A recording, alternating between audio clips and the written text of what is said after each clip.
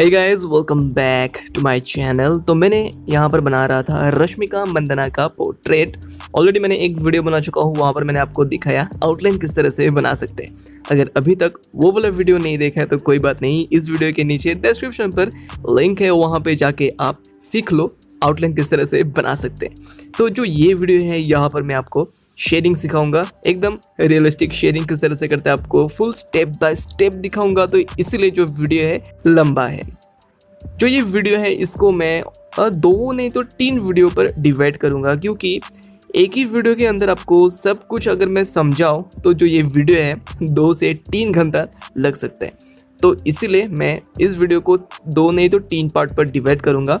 जो ये वाला वीडियो है, यहाँ पर मैं आपको आई पर किस तरह से शेडिंग करते हैं आपको दिखाऊंगा। जो नेक्स्ट वीडियो होगा वहाँ पर मैं बाकी का जो पोर्शन है उसको मैं शेडिंग करके दिखाऊंगा।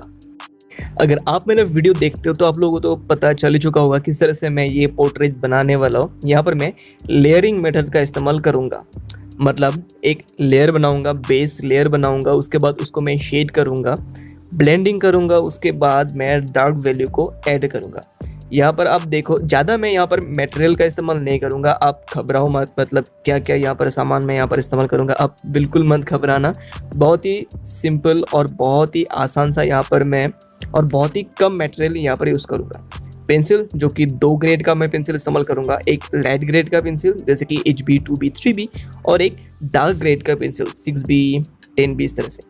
तो सबसे पहले हम एक बेस लेयर इस तरह से बना लेंगे, उसके बाद इसको हम ब्लेंड करेंगे। तो ब्लेंडिंग के लिए भी बहुत सारा सामान होता है, मेकअप ब्रश होता है, ब्लेंडिंग स्टम्प होता है, टिश्यू पेपर होता है, सबका इस्तेमाल मैं यहाँ पर आपको करके दिखाऊंगा। तो वीडियो को आप अच्छे से देखो, ऑब्जर्व करो किस तरह से कर रहा हूँ। बहुत सारा जो आर्टिस्ट है वो बनाते हैं मेरे वीडियो देखकर, उसके बाद मुझको इंस्टाग्राम पर भेजते हैं, उसके बाद बोलते हैं कि भाई आपका जो वीडियो है उसको देखकर ही हमने बनाया, लेकिन आप जैसा इतना अच्छा नहीं हुआ, हमारा तो इतना अच्छा नहीं हुआ। क्यों नहीं हुआ? सबसे पहला रीज़न है आप प्रैक्टिस कम करते हो। जितना आप प्रैक्टिस करोगे उतने आपका ड्राइंग दिन ब दिन बेहतर होता जाता रहेगा। अगर आप प्रैक्टिस करते ही नहीं हो, मतलब सिर्फ वीडियो देखकर एक ही दिन पर बना देते हो, तो इस तरह से किसी का भी ड्राइंग इतना अच्छा नहीं होगा। ABCD जब सीखते हैं लोग, एक ही दिन पर कभी नहीं सीखते हैं कि नहीं, 2 नहीं तो 3 मंथ तो लग जाता है सीखने के लिए। तो इसलिए हमेशा आप प्रैक्टिस क्या करो, जितना आप प्रैक्टिस करोगे उतना ही आपका ड्राइंग बेहतर होगा। उसके बाद जो दूसरा रीज़न है उसका ड्राइंग अच्छा नहीं होता है, वो है ऑब्जर्वेशन। जो वीडियो है बस वीडियो को देखते हैं, ऑब्जर्व बिल्कुल नहीं करते। वीडियो देखने से कुछ नहीं होता है, आपको सीखना पड़ेगा। आप सीखोगे कैसे? वीडियो को जब ऑब्जर्व करोगे, किस तरह से कर रहा हूँ आप देखो, ऑब्जर्व करो। डार्क शेड में किस तरह से कर रहा हूँ, लाइट शेड किस तरह से कर रहा हूँ, उसके बाद ब्लेंडिंग किस तरह से कर रहा हूँ, सब कुछ आपको देखना पड़ेगा, ऑब्जर्व करना पड़ेगा, तभी आपका ड्राइंग बेहतर होगा। प्रैक्टिस और ऑब्जर्वेशन, बस इस दोनों को आप अच्छे से करो, उसके बाद आपका ड्राइंग दिन ब दिन बेहतर होता जाता रहेगा। तो बस वीडियो को आप अच्छे से देखो, ऑब्जर्व करो किस तरह से कर रहा हूँ। और जो ये रेफरेंस फ़ोटो है वो मैं वीडियो के बीच पर ही दे दूँगा, आप स्क्रीनशॉट ले लेना। और एकदम आखिर में मैं आपको एक छोटा सा रिक्वेस्ट करता हूँ, इसी तरह का वीडियो अगर आप देखना पसंद करते हो, जो मेरा चैनल है उसको प्लीज़ सब्सक्राइब कर देना और अपने दोस्तों के साथ ज़रूर शेयर करना। तो बस वीडियो को आप अच्छे से देखो किस तरह से मैं यहाँ पर शेडिंग करता हूँ।